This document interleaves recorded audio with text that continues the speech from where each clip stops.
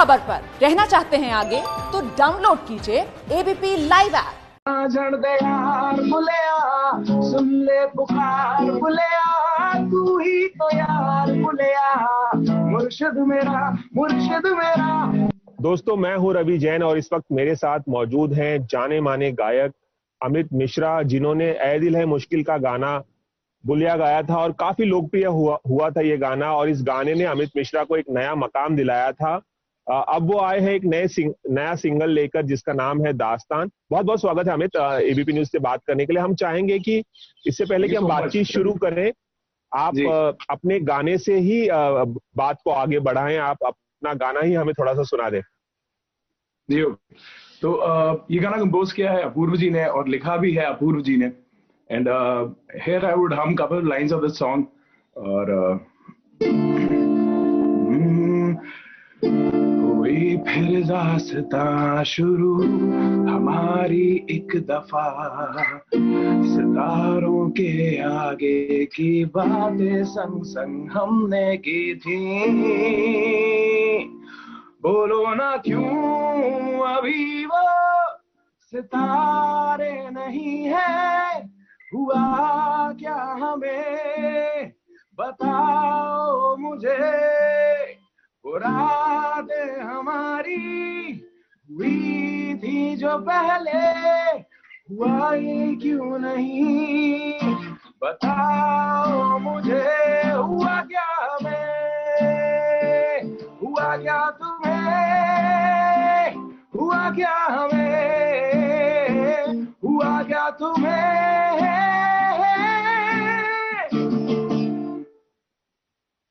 अमित, बहुत ही बढ़िया। और हम जानना चाहेंगे कि ये जो गाना है, इसे जिस तरह से आपने गाया है, आपने कई गाने गाए हैं, काफी लोकप्रिय भी हुए हैं वो गाने तमाम। इस गाने की बनने की कहानी अगर छोटे में आप हमें बता पाएं, और कितना मजा है आपको ये गाना गाकर। जी ओके, तो रवि जी ये गाना मैं अपूर्व जी को बहुत पहले से मैं कहूंगा कि मैं उनका म्यूजिक फॉलो करता था, because he is been one of the finest percussionist we have, और he is been like one of the fanciest percussionist. तो जब उनका कॉल मुझे आया इस प्रोजेक्ट के रिगार्डिंग, तो मैंने उनसे कॉम्पोजिशन मंगाया, उन्होंने कॉम्पोजिशन भेजा मुझे, and I really like it. First of all बहुत ही अच्छा लिखा है उन्होंने, जो कि अपूर्व जी ने ही लिखा है और अपूर्व जी ने इसे कंपोज भी किया। बाद में मैं इसके प्रोडक्शन से बहुत, जो गाने का ऑडियो प्रोडक्शन है, मैं उससे बहुत बहुत ज्यादा इंप्रेस हुआ था। बिकॉज जैसा एक सिंगर के लिए एक्शन ही रिएक्शन होता है, मतलब उसको जैसा प्रोडक्शन मिलता है वो वैसे ही रिवर्ट कर पाता है इस गाने पे। जैसा कि मेरा अपना एक इंडिविजुअल वो रहता है कि मुझे जितना अच्छा ट्रैक मिलता है मुझे उतनी ज्यादा मजा आती है गाना गाने में।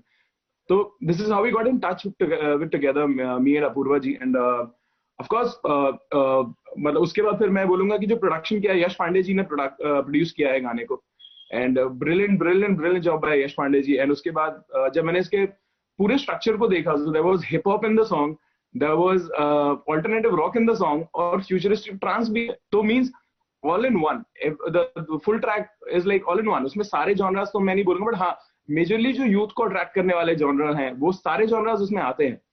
और मैं गिटार से प्रभावित हुआ, जो कि बाद में मुझे अपूर्व जी से पता चला है वो अर्मेनियन एक गिटारिस्ट हैं, उनका नाम है रक्षित, जो अर्मेनिया से उन्होंने डब करके उसे भेजा है।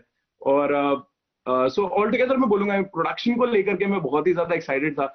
और बाद में जो फाइनल प्रोडक्ट तौसीफ साहब का मिक्स है इस गाने में, जो उन्होंने मिक्स किया है गाने को, मिक्स एंड मास्टर्स किया है, that is something the sounding to me very international. Because जब हम एक इंग्लिश जॉनरा उठाते हैं, अगर कोई एक इंटरनेशनल जॉनरा उठाते हैं और इंडी म्यूजिक के साथ उसे में हम अगर हम मर्ज करते हैं, तो मैं बोलूंगा अपूर्व जी ने बहुत अच्छा सिलेक्शन किया है सारी ही प्रोडक्शंस को लेकर के। एंड प्रोडक्शन वैल्यू बहुत अच्छा है गाने का, व्हाट आई वुड फील।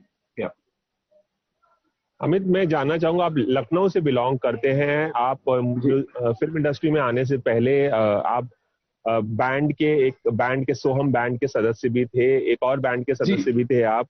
2009 में कलर्स का जो शो आया था उसमें भी उसमें भी टॉप 4 में आए थे, जो बैंड से रिलेटेड शो था, संगीत से रिलेटेड शो था। मैं जानना चाहूंगा आपकी जो म्यूजिकल जो जर्नी रही है लखनऊ से मुंबई तक की, वो कितनी एक्साइटिंग रही है। क्या कुछ आपने सीखा है, क्या कुछ इसने सबक आपको सिखाए हैं, और मैं जानना ये भी चाहूंगा कि क्या आप अपने करियर से इस वक्त सेटिस्फाइड हैं जो आपने मकाम हासिल किया? बहुत सारे सवाल पूछ लिए एक ही बार में मैंने। जी Ravi ji, firstly I'm pretty much happy and pretty much I would say lucky to be part of got an association with a lot of brilliant mentors. मेरे गुरुओं का बहुत बड़ा हाथ है इसमें और मेरे माता पिता का बहुत बड़ा हाथ है, क्योंकि उनका एक गाइडलाइन बहुत ही प्रॉपर रहा मेरे लिए। मेरे माता पिता का गाइडलाइन बहुत स्ट्रांग था इसके लिए। और आइडिया रॉक्स इंडिया के बाद थोड़ा सा जर्नी डिफर जाता है, क्योंकि मैं बैंड कल्चर में ज्यादा रहा और इंडी पॉप कल्चर रहा, रॉक म्यूजिक और इन सब में, और साथ ही मैं भातखंडे यूनिवर्सिटी ऑफ म्यूजिक से भी पढ़ाई कर रहा था एंड ग्रेजुएशन भी साथ में पैरेलली कर रहा था। तो बहुत सारी चीजें बैलेंस करने के लिए मम पापा का जो एक सपोर्ट था, that was the most important thing. और उसके बाद मेरे जितने भी गुरु थे लखनऊ से भी मेरे जितने भी गुरु रहे हैं, और मेरे बॉम्बे में भी जो मैं जिन भी कंपोजर्स के साथ काम करता हूँ मैं उन्हें मेंटर की तरह मानता हूँ अपना, बिकॉज वो मुझे अपना गाना सिखाते हैं। और टेक्निकली भी मुझे बहुत कुछ सीखने को मिला बॉम्बे में, जो कि I would thank to every technician over there because it's a team work altogether. When we sing at home, it seems to be like हम केवल गा रहे हैं, but जब हम स्टूडियो में जाते हैं तो एक प्रोडक्ट की तरह आता है। So how to work as in a team, वो मुझे बॉम्बे में सीखने को मिला। That was the most important thing. और उसके अलावा मैं बोलूंगा कि जितने भी मेरे टीचर्स रहे हैं और जितने भी मेरे मेंटर रहे हैं, कंपोजर्स जिनके साथ मैंने काम किया, साजिद आदित्य साहब हो, प्रीतम दा हैं, और बाकी के जो लोग भी हैं, चिरंतन भट्ट साहब हो गए, जैसे अपूर्व जी भी हो गए। सो कंपोजर्स की खासियत ये होती है कि उनके साथ अगर हम कुछ सीखते हैं तो it becomes a raga to me. उनका एक कॉम्पोजिशन एक उनका इंडिविजुअल रागा की तरह हो जाता है मेरे लिए। तो मैं ये सारा क्रेडिट और यही सब मुझे सीखने को मिला, और जो भी अच्छा मुझे सीखने को मिला बॉम्बे में, I give all the credit to all the technicians, all the mentors, all the gurus of my life and मेरे माता पिता को। दैट्स इट जी। अमित, आपने अपनी म्यूजिकल जर्नी के बारे में तो बताया ही, लेकिन मैं अब उस गाने की कहानी जानना चाहूंगा जिसे आपने गाया और जिसने बहुत लोकप्रियता पाई, सबकी जबान पर चढ़ गया वो गाना बुलिया, और इसने आपको एक अलग मकाम दिलाया म्यूजिक इंडस्ट्री में। इस गाने के बारे में मैं जानना चाहूंगा, ये गाना आपको कैसे हासिल हुआ और ये गाना रिकॉर्ड करने की जो पूरी प्रक्रिया थी, कैसे आपके पास ये गाना आया और कैसे आपने इसे गाया, किस तरह से क्या तैयारी की थी आपने? जी ओके, तो रवि जी, मेरा जो पहला गाना था प्रीतम दा के लिए, मन माय इमोशन, वो रिलीज हो चुका था। एंड उसके बाद मैंने सेकंड सॉन्ग भी गा दिया था एक 100 तरह के, जो कि फिर से वरुण धवन साहब के ऊपर दोनों गाने मुझे गाने को मिल चुके थे। देन एक नॉर्मल प्रोसेस था, जो कि दादा के स्टूडियो से मुझे कॉल आया प्रीतम दा जी के यहाँ से, और मैं स्टूडियो पहुंचा, प्रीतम दा से मुलाकात हुई फिर से। तो दादा ने मुझे बोला कि अमित ये गाना है, आप सुने, आप बताएं, आप थोड़ा सा डब करके सुनते। तो मैंने मुखड़ा डब किया गाने का, एंड प्रीतम दा ने इसे पसंद किया, और हम लोगों ने थोड़ा सा स्केल को लेकर के बात करी कि गाने का लेवल, स्केल और टेक्निकल थोड़ा बात करके मुखड़ा मैंने डब किया, और प्रीतम दा वाज प्रीटी मच हैप्पी। फिर मुझे एक हफ्ते बाद कॉल आया that Amit you have to record the full song, बोले। देन फिर वो गाना मैंने दोबारा डब किया, और मैंने 3 सेशंस में उस गाने को डब किया, और फाइनली जब वो रिलीज हुआ तो बहुत ही अप्रिसिएशन आया लोगों के, और आई वाज रियली हैप्पी कि मैं प्रीतम दा साहब के लिए कंसेक्यूटिवली मैंने तीसरा गाना गाया, and I was really happy to do that. And इस गाने ने काफी शोहरत भी दी, और सब वो जितने भी लोगों को पसंद आया उनके मैं शुक्रगुजार हूँ, क्योंकि उन्होंने उसको पसंद किया, और अभी भी मुझे काफी उसके लिए अप्रिसिएशंस आते हैं। तो I am really happy and glad to share this that yeah this is one of the best songs I got the chance to sing, and of course Pritam da को बहुत धन्यवाद इसके लिए। यस, इस गाने को गाने के बाद आपको तमाम अवार्ड शोज के बेस्ट प्लेबैक सिंगर कैटेगरी में नॉमिनेट किया गया। वो एक अलग ही किस्सा है कि इतने सारे अवार्ड्स भी मिले आपको। मैं जानना चाहूंगा, क्या आपको ऐसा लगता है बुलिया गाने ने आपकी जिंदगी को पूरी तरह से बदल दिया? इसके हिट होते ही मतलब आप सबके जबान पर आपका नाम आ गया और एक अलग ही मकाम को छू लिया आपने? जी, मतलब एक जो करियर को हम एक बूम की तरह अगर लेके, करियर में जो बूम आया था वो मन माय इमोशन से थोड़ा स्लाइटली आ चुका था, but god's been very kind. ईश्वर का बहुत बड़ा इसमें मैं बोलूंगा कि धन्यवाद, कि अवार्ड्स मिलना एक बहुत ही एक ऑनर्ड फीलिंग होती है, वो हमें और मोटिवेट करता है और ज्यादा अच्छा गाने के लिए। तो हाँ, इस गाने के बुलिया के बाद बहुत ज्यादा अप्रिसिएशन आने लगे, because internationally it was a super hit song, तो चार्ट बस्टर्स में था। तो मैं सारा धन्यवाद अपने माता पिता को बोलूंगा और अपने गुरुओं को, and again the God, because awards is like something which is sort of inspire, मतलब मुझे इंस्पायर करता है और अच्छा गाने के लिए। तो just I would no words for this, like thank you so much to God. हम चाहेंगे कि ये गाना आप थोड़ा सा गुनगुनाएं हमारे लिए, जिस गाने ने आपको इतनी लोकप्रियता दिलाई, थोड़ा सा अगर आप उसकी झलक पेश करें। जी बिल्कुल बिल्कुल, I would like to sing for you sir.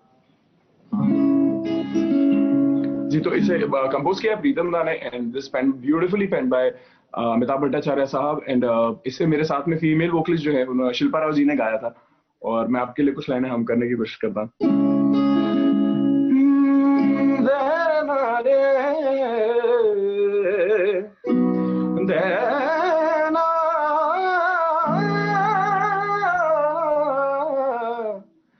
मेरी रूह का परिंदा फड़फड़ाए, लेकिन सुकून का जजीरा मिल न पाए।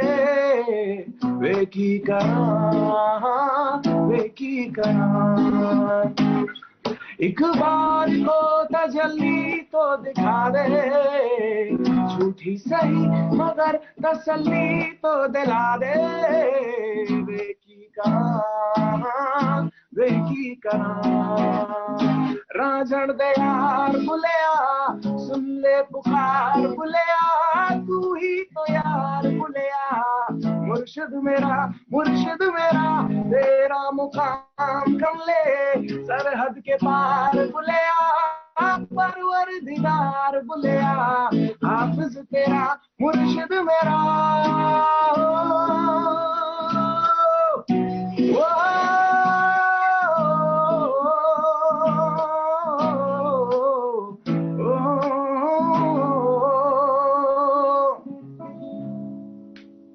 जाते बहुत बहुत खूबसूरती से गाया अमित आपने। मैं जाते जाते आपसे जानना चाहूंगा कि क्या ऐसा कभी आपके साथ हुआ है कि कोई गाना, बहुत अच्छा गाना आपके पास आया हो गाने के लिए, आपको ऑफर किया गया हो, लेकिन फिर सडनली किसी और से गवा लिया गया और बहुत बड़ा हिट हो गया हो, आपके मन में वो कसक रह गई, यार ये गाना मुझे गाना चाहिए था? या ऐसा नहीं भी हो सकता कि आपको ऑफर मिला हो लेकिन कोई गाना सुनने के बाद आपको लगा यार ये गाना काश मैंने गाया होता? ऐसा कुछ हुआ है आपके साथ, अगर आप बताएं। सर रवि जी मैंने एक्चुअली बहुत सारे रिजेक्शन ऐसे देखे हैं तो I became very used two of it beginning में, और अभी भी होता है। पर मैंने मोस्टली ये चीज नोटिस करी है कि जब गाना शिफ्ट होके किसी और सिंगर पे जाता है, बहुत कम मर्तबा ऐसा हुआ है जब मुझे ऐसा लगा कि मैंने बेहतर गाया होता, बिकॉज कंपोजर्स के चॉइसेस जो होते हैं वो बहुत ही आपके दिमाग बहुत परफेक्ट होते हैं।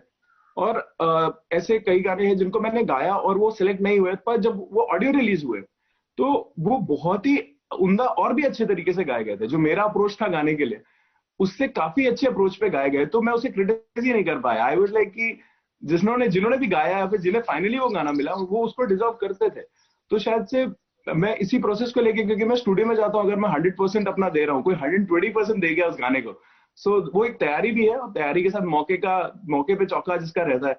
और तो मैं ये बात बोलूंगा कि हाँ, रिजेक्शंस मैंने देखे हैं, बट उसमें ऊपर वाला साथ भी रहा है। जो गाने मैंने अच्छे गाए वो मेरे हिस्से में भी आए हैं।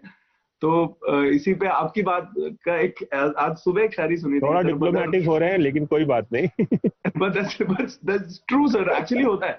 हाँ, मैं 90% गानों को बोलूंगा कि वो बिल्कुल सही होता है जब वो दूसरे सिंगर्स पे जाते हैं, बट 10% कभी कभी हमें भी फील होता है कि we could have sung it better. अगर हमारा रिलीज होता हमने बेहतर गाया था। बट मुझे 90% हमेशा से ये लगा कि जो फाइनल आउटपुट, जो फाइनल प्रोडक्ट सॉन्ग का आया है वो हमेशा से बेस्ट हुआ है। तो इसके लिए मैं कुछ भी नहीं कह पाया कभी भी, और ना सोच पाया। जी चलिए अमित, हम चाहेंगे कि आप इसी तरह से एक से बढ़कर एक खूबसूरत गाने गाते रहें, दर्शकों के सामने, श्रोताओं के सामने पेश करते रहें, आपकी लोकप्रियता दिनों दिन बढ़ती जाए, यही मैं कामना करता हूँ। एबीपी न्यूज से खास बातचीत करने के लिए बहुत बहुत शुक्रिया। बहुत बहुत शुक्रिया Ravi ji, thank you for joining in, thank you for inviting me, thank you so much. ABP news आपको रखे आगे।